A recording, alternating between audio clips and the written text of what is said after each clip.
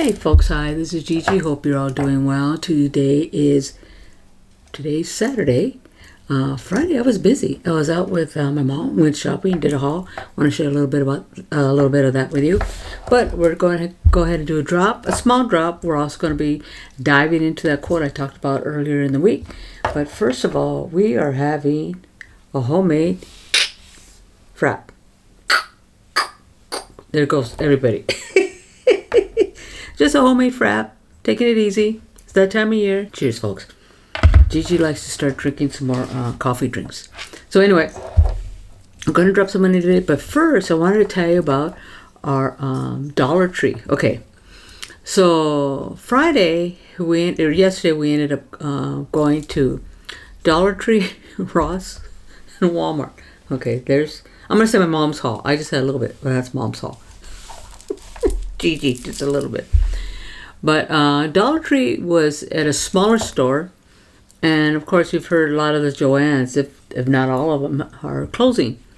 So they were relocating from the building they had before into the one that was across in the parking lot, same strip mall area, into a much larger store. And I didn't even know it was open. I told my mom, let's go ahead and see whether or not, we'll go by, see whether or not Dollar Tree's open, because we knew it was supposed to be fall sometime, but no date.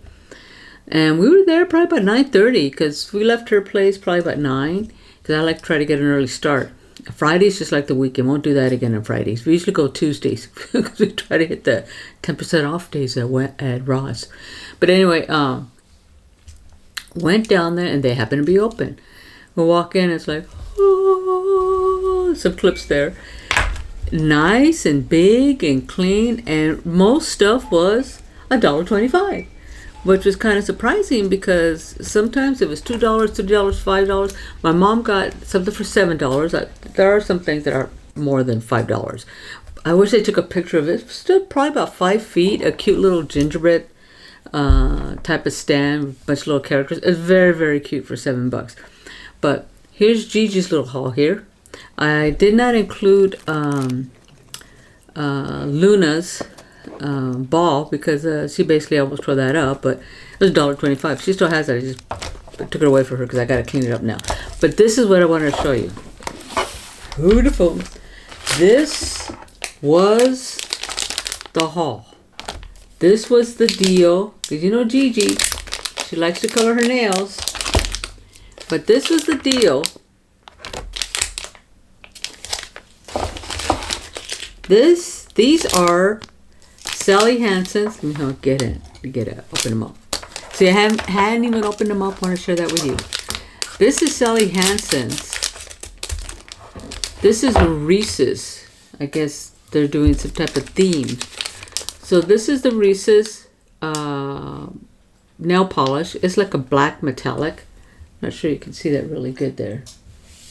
See, black metallic, and $1.25. I looked online, and they're going anywhere from $3 all the way up to $10 for this that I got at Dollar Tree for $1.25. Yeah, we may be Gigi and Filter, but Gigi's still on a budget.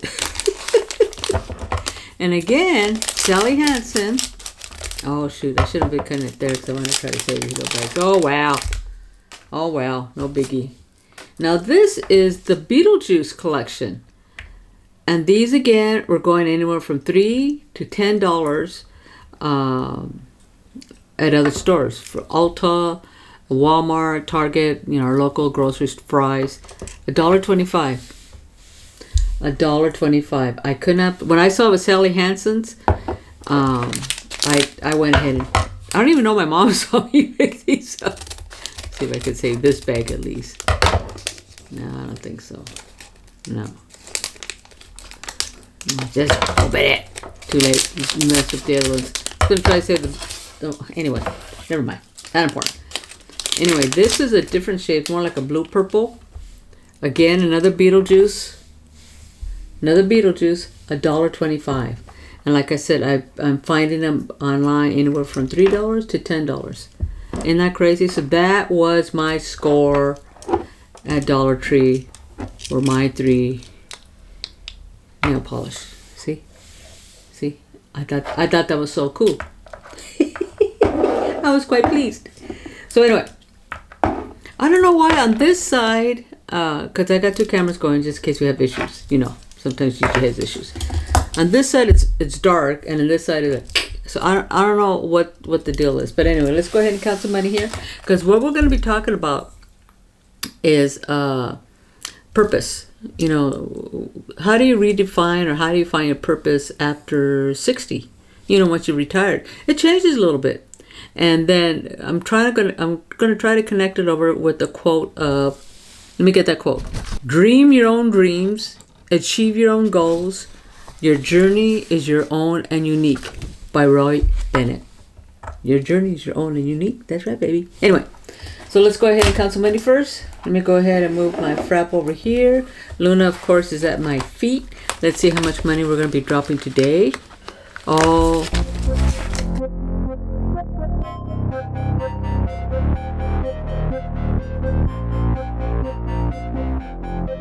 We're getting ready. Getting ready. There it is. It happened. Journey and Luna met today. Dun, dun, dun. No, it went really well. They're both a little hyper. Journey's a little more hyper because she's still a pup. I think she's barely 5 months old. She was born in May, June, July, August, September. Yeah, she's 5 months. Where Luna's a year. Yeah, a year. Yeah, she's a year and a half because we got her this month and she was already 6 months. So she's going to be a year and a half. So she's a little bit older, but they did great. You know, they're talking their dog language. You know, Journey kind of laid down. You know, was submissive because of the big dog Luna. But there's a little clip. Oh, they did. They're so cute. So anyway, let's go ahead and count the money. Hello, folks up there. Let's do 50, 60, 70, 80, 90, 95, 100, 5, 6, 7, 8, 9, 10, 11, 12, 13, 14, 15. Okay, 115. I said it was going to be a little drop because, you know, I had to take Luna to the vet and didn't know it was going to be like almost a $300 bill. Like the dentist. Anyway, all right. So I don't think I was putting any money in here. I definitely am putting money here. And let's go ahead and put 15 here. Let me go ahead and drop some money in there real quick. So there's because I wanted to put at least, you know, a little bit in Big Dog's envelope. Because, you know, he is asking me about it. You putting money in my envelope? Yes, honey. So let's go ahead and do that here. Oh, shoot. You know what I didn't do? I didn't do a new sheet. I was busy. I was busy yesterday with Mom. Okay, go ahead. Put 15 there.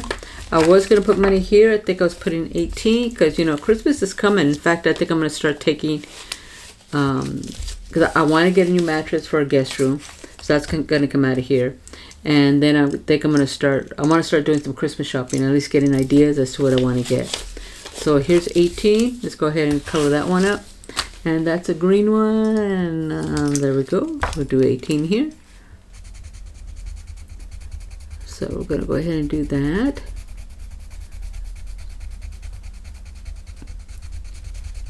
There we go, folks. Go ahead and do that. Sorry it took so long, but you know, one was trying to stay in the lines. There's 18. And we were going to add 10 to here. So can you believe it's already going to be Halloween?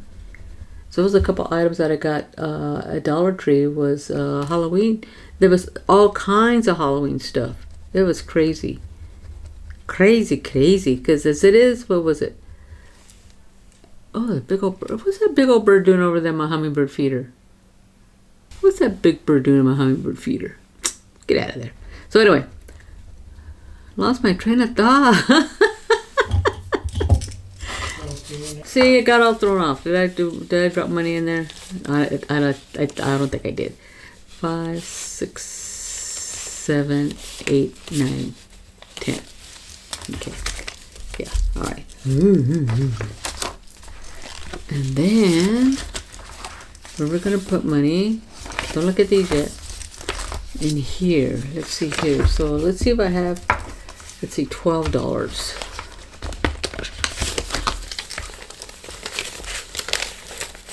I gotta break some money here. Hold on a second. Let me see here.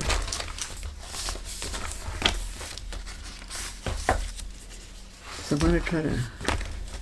What I got going on here? Here, let's get out of here. All right, let's see. 5, 10, 15. Oh, I got 18 here. Well, let's do this. Put this in there. I like the bigger bills in this one anyway. Now, well, that's what we'll do. Okay, now we'll go over here.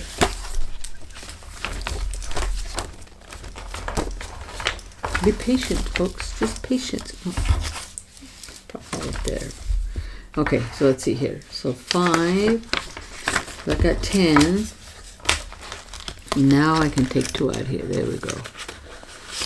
2. Because this is a very new, very new,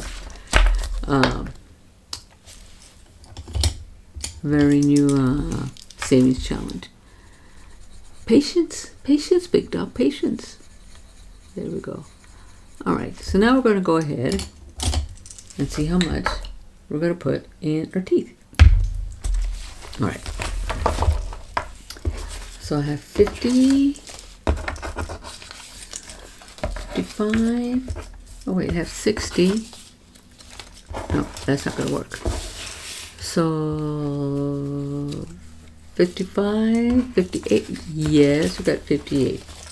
So we'll go ahead and put 58 in here. That'll work. Put 58 in here. And let's go ahead and color it in. See, that bird just completely threw me off. Oh, sure. Blame the bird. I'll put this in the envelope for next week. Oh, wait, you know what? I can put $5 in here. Go ahead and do that. $5. Here we go. There we go. There we go. Okay. So now, let's go. We had put 58 in here. Right? You guys are paying attention, right? Okay, 58. Put 58. So anyway, that's what I was talking about. So went to Hobby Lobby earlier in the week. Did a little score there. But it was really yesterday that we did pretty good. Oh, let me get my pen here. And today is Saturday because Gigi's a little late. 9:20. We're putting 58. And we're going to do... And I told you folks that Big Dog is going to be getting his bottom plate next week. That's great. Let's do 1650 plus 58. That's 1708. 08. Total to date that we have saved. Ready? 4302 plus 58. 4360. Yahoo, folks. Yahoo. We're doing good. I'm very, very pleased with how this is coming along. And so is Big Dog, because he sees what we're doing and we're just paying it. So it's working out really, really well. So, okay, there you go. And I think that's it on that. And I wanted to go ahead, put this away, put that up there. Now we're going to go ahead and start talking about the quote.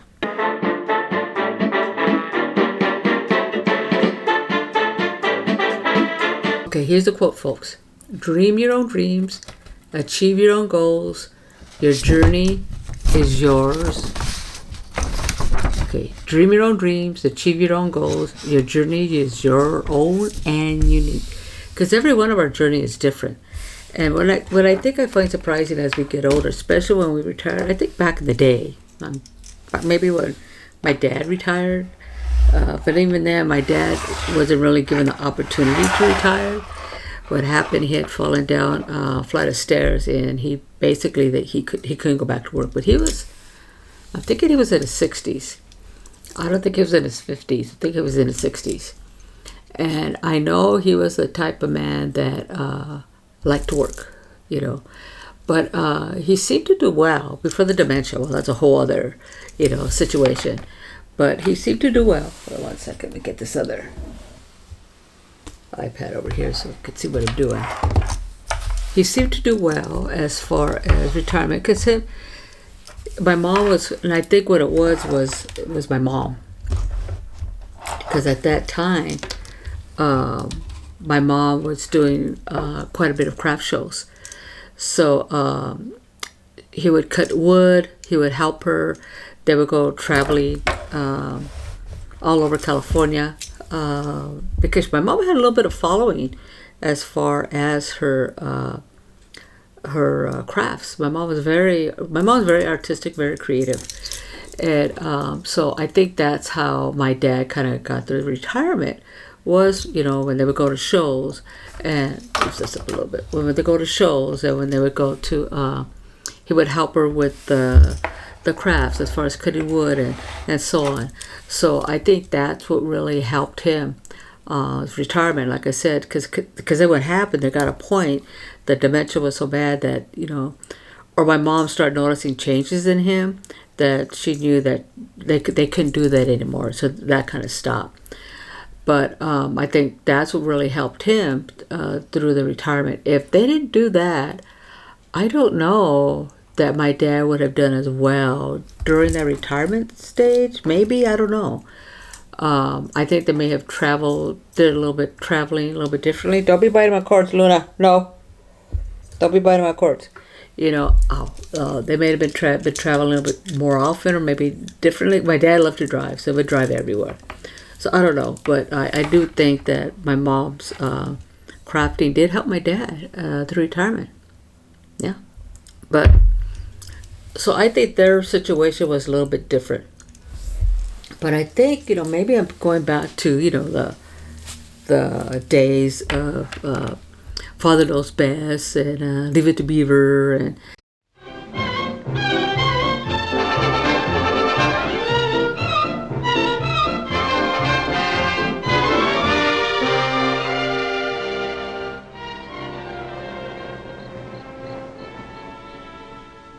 Elfie, this is June Cleaver.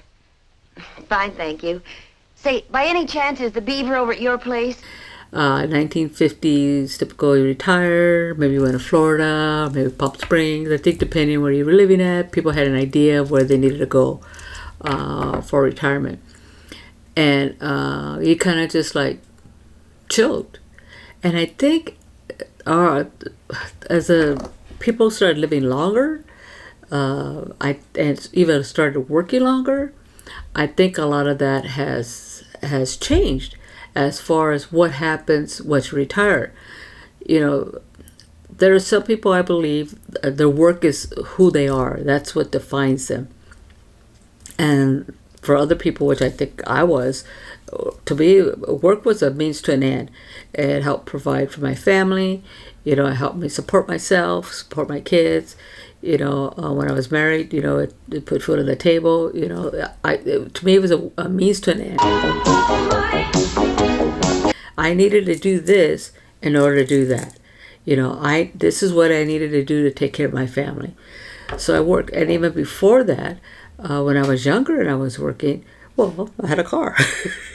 I'm a car cow, and I had to pay for the car. But I always, and I think the kind of jobs that I had, I always enjoyed working because I liked the people I worked with and I liked the environment I was working with.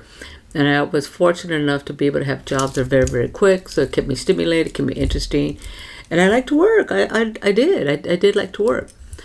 And I think I've come to realize now my third year, I'm actually going to be retired 4 years in March, is that I don't know if I would have retired as soon as I did if it wasn't for COVID. Because COVID just made it, being the office manager of a very, very busy funeral home. Not only was it a funeral home, it was a cemetery, and we had a crematory there. And we had 3 locations with 2 crematories. So it was a very, very busy funeral home that I was working at. And I think, with COVID, it was just crazy. It was nonstop. And then once you saw, kind of COVID leave, will not be as bad, I should say. Then there was a different type of population that was coming in, but that I believe was associated with COVID, then you saw a lot of young people committing suicide. And I think that was because of part of the isolation of COVID. You know, the situation at that time, a lot of these young people were very isolated. And I think it was not good for their mental health.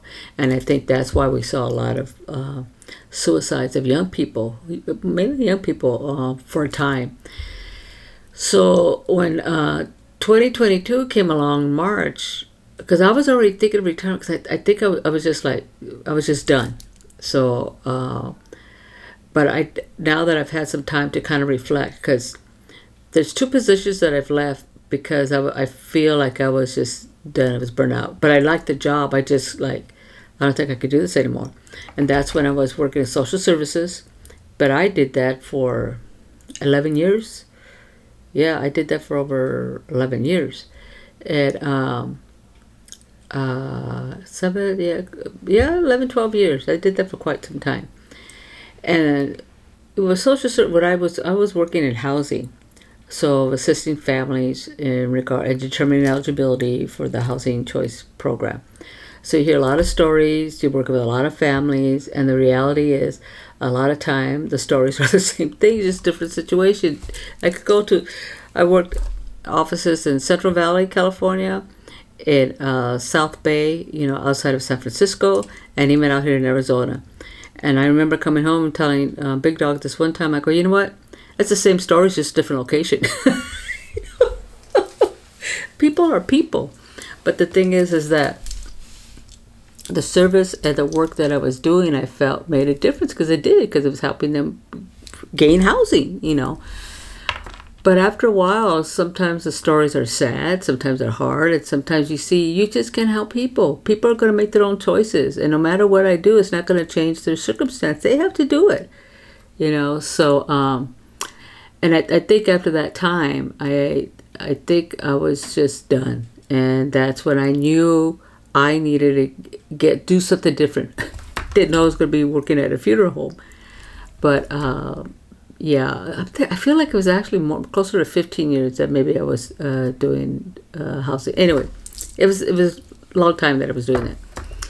And I know in social services it was for sure 15 years, because I worked at a rape crisis center before I got into housing. And in fact, work at the rape crisis center was my introduction into social services. And so anyway, I think I just needed to do something different and ended up at the funeral home. So when I left, I think the first year was really pretty easy, because I'm going to work, yahoo, we did some traveling, was able to spend more time with my kids, was able to help my folks out, so it was like, woohoo, I don't have to work, and it's almost like a vacation. See, really, it shouldn't have been that. That's now it was going to be your life, and you now need to redefine what you're going to do. And it was, and then the second year is when my dad was not really doing well. I could see that my mom was having a hard time of it. My dad was not doing well, and I needed to be there to be able to do what I can for both my folks, because I saw it. There was just no way around it. So that was the second year. The third year, which is now what I'm doing now, my dad passed last year, and now I see the change in my mom, and she's doing well, and she got her little pup, and I'm pleased to see how well she's doing, because sometimes it's not easy for partners that have lost their spouse, especially after the situation like my mom was in, and they were married for over 60 years, so it was a long marriage. But she's doing very well. So now it's like, okay, what you gonna do, Gigi? What the hell do you want to do now? I think at that time, it was easy for me, because I quit stuttering, just say it. I take care of business. I saw a situation. I knew I needed help. I needed to get in there and do whatever I needed to do, and that's what I did. So now as I step back, and now it's like, okay, so now what's going on? Well, I'm going back to school. getting more involved, traveling a little bit more, which I thoroughly enjoyed. See my kids more. My kids are able to visit for a longer period of time because they don't need to feel like they need to leave because, I got to go to work, so that's nice. So there are a lot of positives now that I find that I have more time. But I still feel this is where it comes into play is what's the purpose, because I knew what my purpose was before and had been. And now in this new situation, because like I said, this is a change, a transitional change. So it's like, so what is the purpose? For decades I was working, I knew what I was doing. I was providing some type of value, and people saw that. That's how I got paid. I got, the job, the paycheck, the hustle, all that stuff, just, the grind, all that, just, and I have to admit, I thrived on that kind of stuff sometimes. I think I always have to some degree. But there comes a point that it needs to change because it's not good for you. And I actually feel like I was just getting burnt out, especially at the funeral home. It was just getting, no, I'm done. I'm out. Because my position has always been, when I get to the point of going to work and I don't want to go to work, and it's like I don't want to go to work every day, I got to get out. And I've never really been one that just, I'm out now. I'm not coming back. No, I've always had to have a plan. And I knew that I was going to retire, so I gave them a lot of notice. They knew that I was already thinking about it.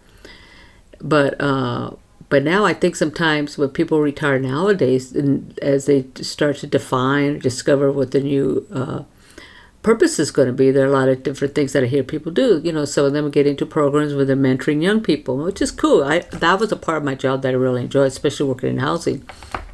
They find out what their new passions are, whether, it's like photography, traveling, new hobbies, fishing, whatever they want to do. They rediscover or art, maybe they wanted to paint. I've always wanted to paint. I just haven't done it. It's like, Gigi, what are you doing now? And gardening, I want to try to get into gardening. I know a lot of them volunteer. Writing, I do like to journal. So a lot of things now that I'm doing that I have time for that maybe I didn't have time before.